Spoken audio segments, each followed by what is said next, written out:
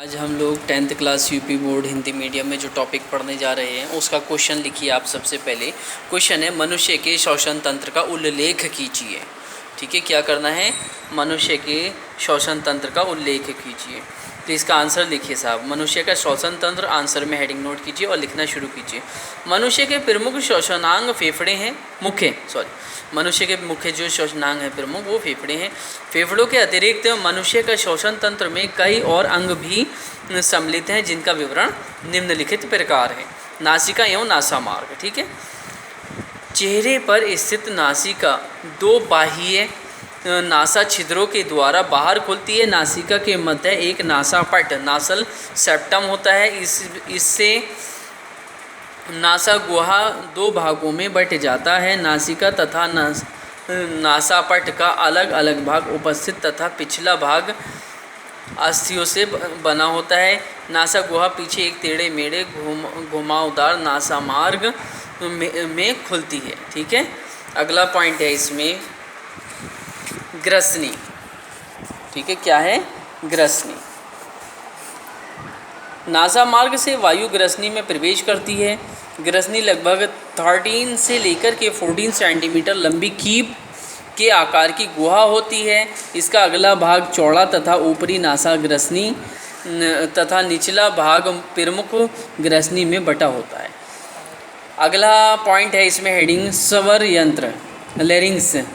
ग्रसनी के पीछे किंतु निगल द्वार से पहले एक छिद्र होता है। यह श्वसन अंग वायु को ग्रसनी से घाटी ग्लॉटिस द्वारा श्वसनाल में पहुंचाता है। घाटी के ऊपर उपस्थिति से बना घाटी ढापन, ठीक है, एपिग्लॉटिस होता है जो कि भोजन निगलते समय यह घाटी को बंद कर देता है तथा शेष समय खुला रहता है। अगला क्वेश्चन है श्वास नली ट्रैकिया। यह 11 से लेकर के 12 सेंटीमीटर लंबी तथा 1.5 से लेकर के 2.5 सेंटीमीटर व्यास की नलिका होती है जो गर्दन में सामने की ओर स्थित होती है। ठीक है, यह वक्ष में पहुंचकर दो छोटे छोटे भागों में बढ़ जाती है जिन्हें श्वासनिया या ब्रोकाई कहते हैं। ठीक है, अगला पॉइंट है इसी में अगली हेडिंग फेफड़े या फुफ्फुस।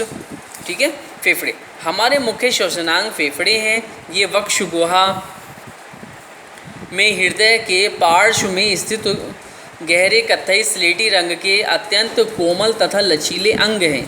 प्रत्येक फेफड़े के चारों ओर दोहरी झिल्ली से बनी एक गुहा पाई जाती है। इस गुहा को फुफ्फुस गुहा कहते हैं। ठीक है, झिल्लियों को फुफ्फुस आवरण कहा जाता है।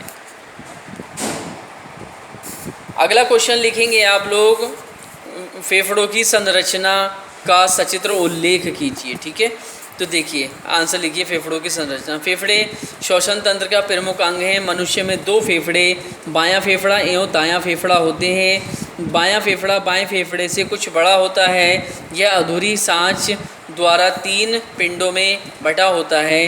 बाएं फेफड़े का अधूरी खांच द्वारा 2 पिंडों में बटा होता है। फेफड़ों की बाहरी सतह चिकनी और सपाट होती है तथा आंतरिक सतह पर मधुमक्खियों के छत्ते के समान स्पंजी तथा असंख्य वायु कोष्ठक में बटी होती है। एक वयस्क व्यक्ति के फेफड़े का वायुकोश की संख्या लगभग 15 करोड़ होती है तथा सामान्य बच्चे में इनकी संख्या 2 करोड़ से के लगभग होती है। प्रत्येक वायुकोश का संबंध एक श्वासनी ब्रोंकिया से होता है।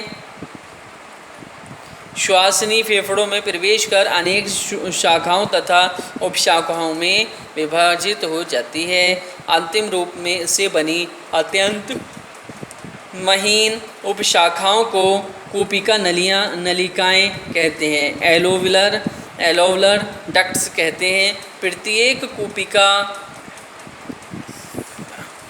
नली के सिरे पर अंगूर के गुच्छों जैसी संरचनाएं पाई जाती हैं जिन्हें वायुकोश कहते हैं। देखिए ये डायग्राम आपको बनाना है।